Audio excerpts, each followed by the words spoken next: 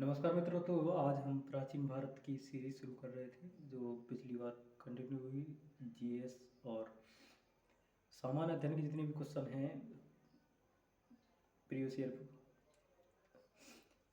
परीक्षाओं में पूछे गए हैं, जैसे कि SSC, MTS, CGL, group D, high court, group सी।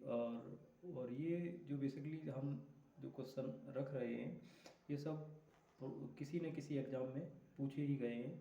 इन क्वेश्चनों के आधार पर ही आप ये डिसाइड करेंगे कि आपकी परीक्षा में कैसा क्वेश्चन आ सकता है। और ऐसा नहीं है कि यही आए, बट इससे मिलता जुलता कुछ आएगा। अगर कुछ फ़ायदा हो आपको तो आप देख सकते हैं इससे, और बाकी मुझे लगता है कि होगा फ़ायदा कुछ ना कुछ। तो आप हमें सुनिए बस, ठीक है। जैसे कि ये जो पहला क्वेश्चन है, 1 सेकेंड। और ये धौलावीरा कितने भागों में विभाजित है? जो हड़प्पा का एक स्थल है, हड़प्पा सभ्यता का धौलावीरा, वो कितने भागों में विभाजित है? वो 3 भागों में विभाजित है, ठीक है। तो जो धौलावीरा के बारे में है, यह धौलावीरा जो साइट है हड़प्पा सभ्यता की, ये गुजरात में स्थित है, ठीक है। इसे 3 भागों में विभाजित किया गया है। एक है जो इसका जो सबसे ऊपर का भाग है यहाँ है, वो होता है गढ़, उसे गढ़ कहते हैं। नीचे वाले को मिडिल या मध्य मध्य भाग, और सबसे नीचे वाले को निचली भाग।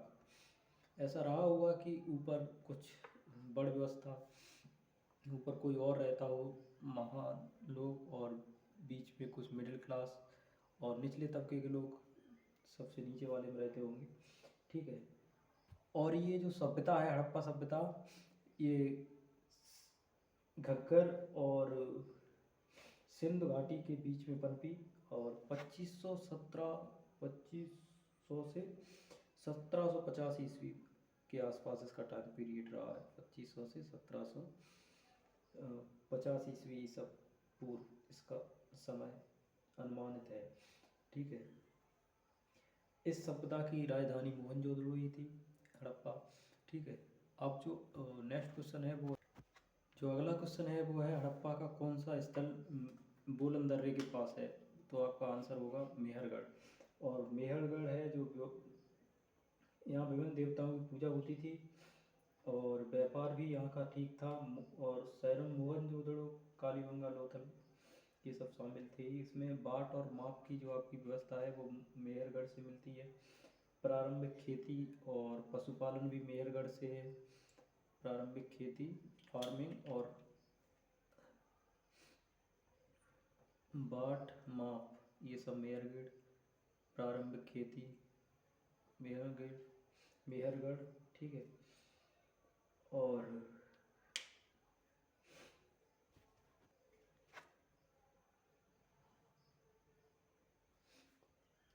अब ये जो आपका नेक्स्ट क्वेश्चन है वो है ऋग्वेद में अयस शब्द का क्या अर्थ है? अयस, अयस यानी धातु।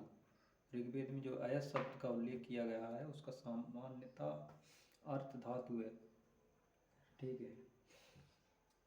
ऋग्वेद में जो 1028 सूक्त हैं, 1028 सूक्त हैं, 10,580, 10,580 मंत्र हैं इसमें, और इसके 10 मंडल हैं ऋग्वेद के।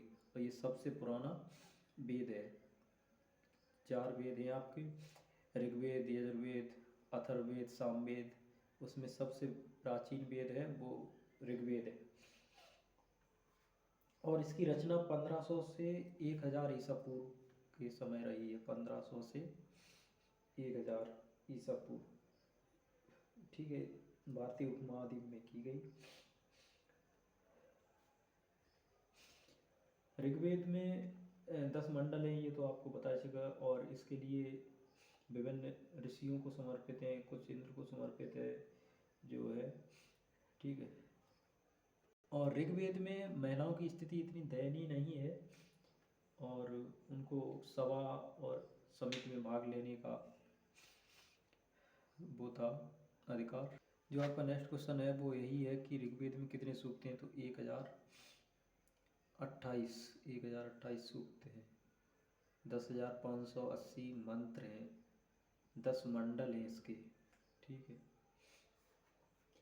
ऋग्वेद की रचना आज से 3500 वर्ष पूर्व हुई थी, ठीक है। और किसी ऋग्वेद की रचना है जो संस्कृत में हुई है, और इसमें जो नदी देवी थी वो थी अपनी सिंधु, उसे नदी देवी का दर्जा प्राप्त है। सिंध की कुल लंबाई अपनी 2000 किलोमीटर के समथिंग है, ठीक है। और पाकिस्तान से अब जाती है सिंध, भारत से पाकिस्तान, दो देशों के बीच का।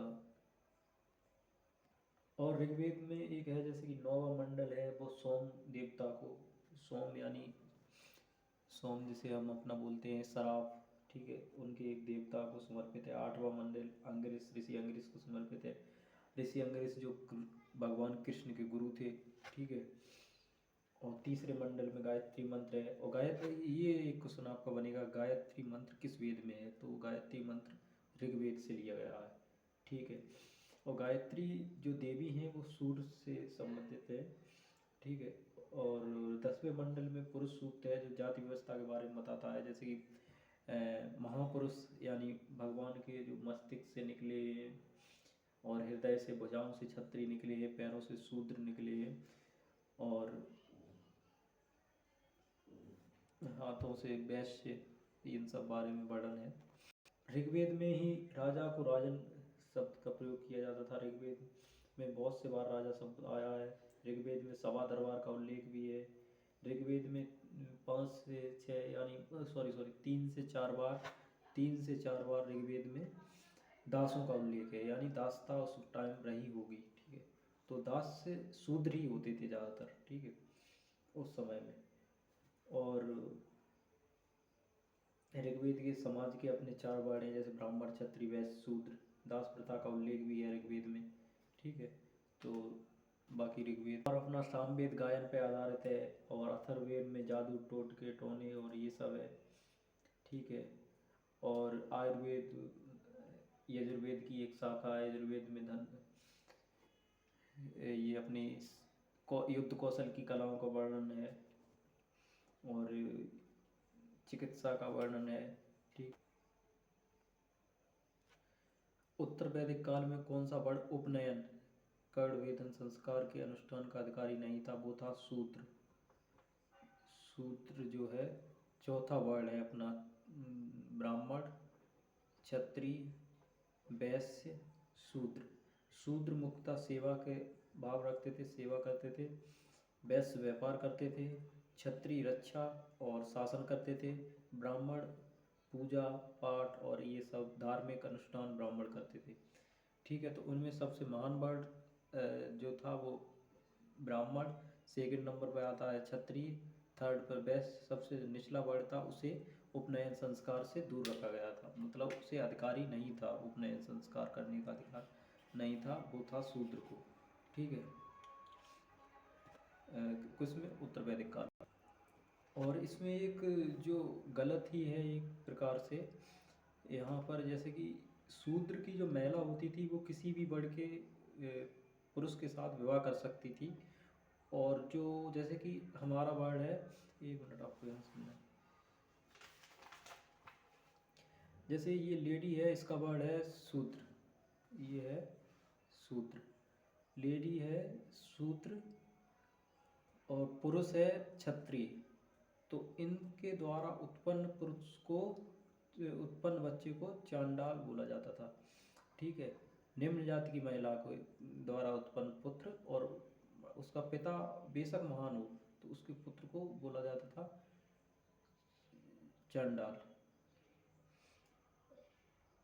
और उच्च जाति की महिला के पुत्र को बोला जाता था औरस पुत्र, ठीक है। तो ये व्यवस्था थी उस टाइम की। और जो लेडीज है शूद्रों की, वो किसी भी वर्ग के ब्राह्मणों से विवाह कर सकती है, क्षत्रियों से विवाह कर सकती है, शूद्रों से विवाह कर सकती है, वैश्यों से विवाह कर सकती है, ठीक है। और जो पुरुष है शूद्रों का, वो केवल शूद्र कन्या के साथ ही विवाह करेगा। ये वैदिक काल में की व्यवस्था थी। जैसे कि शूद्रों के लिए बेसिकली छोटे मोटे काम थे, मतलब जूते वगैरह बनाना और वो सब सेवा कार्य करना, उन्हें कृषि कार्य के लिए छूट थी, व्यापारियों की सहायता करने की छूट थी, और महिलाओं को तो बता ही चुका हूँ मैं जैसे कि। और आपका जो क्वेश्चन है नेक्स्ट है वो अथर्ववेद कितने खंडों का एक संग्रह है। अथर्ववेद में कितने खंड हैं, तो अथर्ववेद में है 20 खंड। 20 खंडों अथर्व ज्ञान का भंडार, दैनिक प्रक्रियाएं जो दैनिक जीवन में घटती हैं उन सबका वेद है, चौथा वेद है।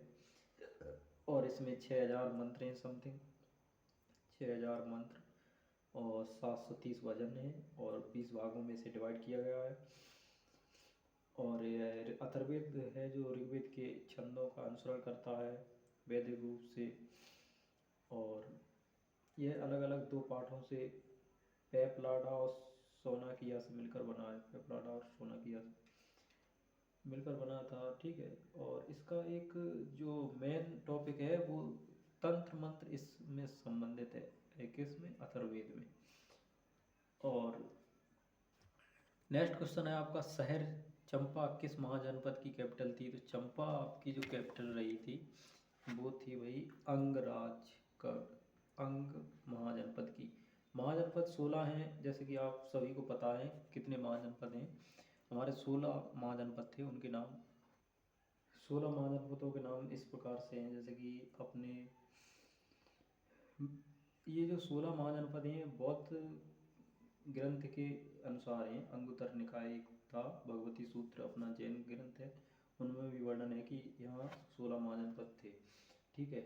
और वो थे, देखो, कौशल, अंग, मगध, बज्जी, मल्ल, काशी, चेदी, वत्स, और एक था अपना मथुरा सूरसेन, और उज्जैन, अवंती, गांधार, और कम्बोज, पांचाल, ये थे। और कुरु, कुरु कौरवों वाला, ठीक है। और सूरसेन ये कंस वाला। और ये अपना था अंगराज, कर्ण, कर्ण वाला। मगध जयद्रथ, जयद्रथ, जो जयद्रथ, और एक जो जयद्रथ ही था उसका नाम जैसे भीम ने, ठीक है।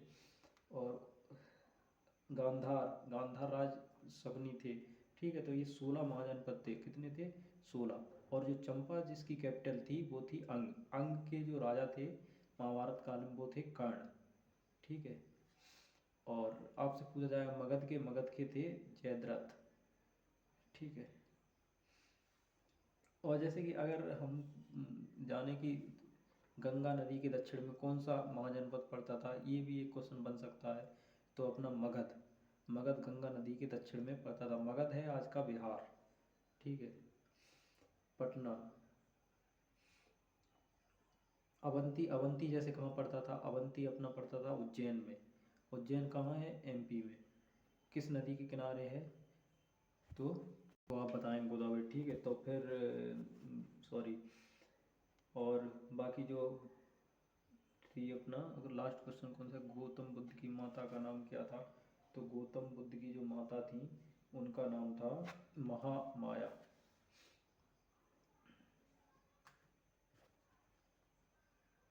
जो आपकी अंग है, अंग महाजनपद, और इसका जो वर्तमान एरिया है वो है बिहार का मुंगेर डिस्ट्रिक्ट। इसका उल्लेख भी मिला है उसमें, ये अथर्ववेद में, ठीक है।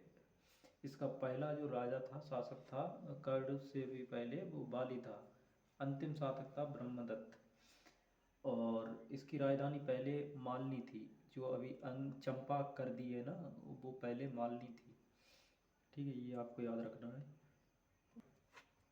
गौतम बुद्ध का जन्म लुम्बिनी नेपाल में हुआ था, ठीक है। मृत्यु कुशीनगर में हुई थी। और इन्होंने सारनाथ में अपना धर्म चक्र प्रदर्शन पहला उपदेश दिया था।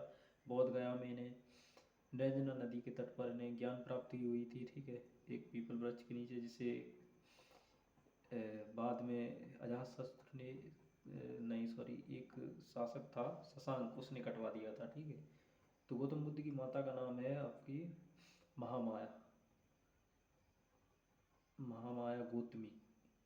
गौतम बुद्ध की माता का नाम है वो कौटिल्य गणराज्य की, शायद हाँ, कौटिल्य गणराज्य की राजकुमारी थी।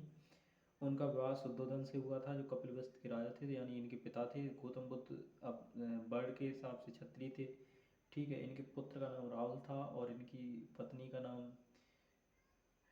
यशोदा था। और 35 वर्ष में इन्हें ज्ञान प्राप्त हुआ था। यशोधरा इनकी शायद पत्नी का नाम था, यशोधरा सॉरी।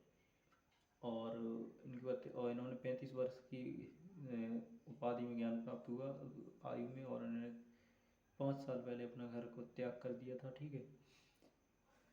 चीनी यात्री ह्वेनसांग कितने वर्ष पूर्व भारतीय उपमहाद्वीप की यात्रा की? तो चीनी यात्री ह्वेनसांग ने कितने वर्ष पूर्व भारत की 1400 ईसा पूर्व भारत की इसने भारतीय उपमहाद्वीप की यात्रा की थी। और इसने अपनी 17 वर्ष की थलचर यात्रा की। थल मतलब जो रोडी रोड, ठीक है। उसके दौरान भारत में बौद्ध धर्म के प्रति अपनी गहरी भक्ति प्रदर्शित की थी। उनका एक प्राथमिक उद्देश्य था बौद्ध धर्म के ज्ञान को प्राप्त करना, बौद्ध धार्मिक ग्रंथों को एकत्रित करना। और ये नालंदा विश्वविद्यालय में रहे। और ये किसके शासनकाल में आए थे? तो हर्षवर्धन। हर्षवर्धन किस वंश का राजा था? हर्षवर्धन किस वर्धन या पुष्पवर्धन या पुष्पभूति वंश का शासक था हर्षवर्धन। उसके दरबार में ये रुके थे आके। ठीक है। कौन? ह्वेनसांग चीनी यात्री थे। जैसे अंतिम मौर्य शासक कौन था? तो अंतिम मौर्य शासक था वेदरथ। और वेदरथ जो था वो अंतिम मौर्य शासक था। इसकी हत्या पुष्यमित्र शुंग इसके सेनापति ही थे, उन्होंने कर दी थी। और उन्होंने शुंग डायनेस्टी की स्थापना की थी। और जो वेदरथ था, वेदरथ था मौर्य वंश का अंतिम ही शासक था। उसके बारे में क्या ही ज़्यादा जानना। और बट उसके जो पिता थे मौर्य वेदरथ के, तो अशोक का पुत्र था वो। अशोक मौर्य साम्राज्य का एक महान शासक था। अशोक के जो पिता थे बिंदुसार, बिंदुसार के पिता थे चंद्रगुप्त मौर्य। अशोक भी महान था, चंद्रगुप्त मौर्य भी महान था। चंद्रगुप्त मौर्य ने मौर्य वंश की स्थापना की थी नंदों को हराकर, और मौर्यों को हराकर शुंग वंश की स्थापना की गई। और जो चंद्रगुप्त मौर्य की सहायता की थी मौर्य वंश स्थापित करने में, वो की थी चाणक्य ने। चाणक्य का अन्य नाम विष्णुगुप्त कौटिल्य। ठीक है, मिलता है। इन्होंने एक पुस्तक लिखी थी अर्थशास्त्र, जो है राजनीति पर आधारित। और इनके ही दरबार में, चंद्रगुप्त मौर्य के दरबार में एक मेगस्थनीज नाम का यात्री आया था, और इसने एक पुस्तक लिखी थी इंडिका, जिसमें अकाल भारत में पड़ते हैं ऐसा वर्णन है, दासों का वर्णन है। ठीक है। एक महान शासक बताया उसने चंद्रगुप्त मौर्य को। और चंद्रगुप्त मौर्य जो थे, उन्होंने लास्ट में अपना संलेखना पद्धति से अपने प्राण त्यागे थे, और उन्होंने जैन धर्म ग्रहण किया था। और ऐसा माना जाता है कि उसकी शादी सेल्यूकस निकेटर की एक पुत्री, जो कि सेनापति था सिकंदर का, उसके साथ हुआ था। उसमें उसने काफ़ी धन संपत्ति अर्जित की थी। और इसने जैन धर्म ग्रहण किया था, अशोक ने बौद्ध धर्म ग्रहण किया था। तो दो धर्म ग्रहण किए थे। और जो शुंग डायनेस्टी के थे वो वैष्णव थे। कि देवनाम प्रिय किसे बोलते हैं? देवनाम प्रिय जो एक शासक था वो था अशोक, मौर्य वंश का शासक था। ठीक। और मेगस्थनीज चंद्रगुप्त मौर्य के दरबार में ही आया था। यूनानी एक राजदूत था, और जिसने अपने उल्लेख में बताया कि पाटलिपुत्र में 64 द्वारों 570 पिलरों वाला एक लकड़ी की दीवार से गिरा हुआ उसकी राजधानी थी। 64 गेट थे उसके, जो कैपिटल थी पाटलिपुत्र वहाँ की। और 570 टावर, मतलब टावर क्या बोलते हैं, 570 पिलर, टावर पिलर एक ही है, उन सब से घिरी हुई उसकी कैपिटल थी। किसकी? चंद्रगुप्त मौर्य की। ये बताया किसने है? मेगस्थनीज ने अपनी इंडिका नामक एक पुस्तक में। और दासों का वर्णन बताया है उसने, और अकालों का वर्णन बताया है।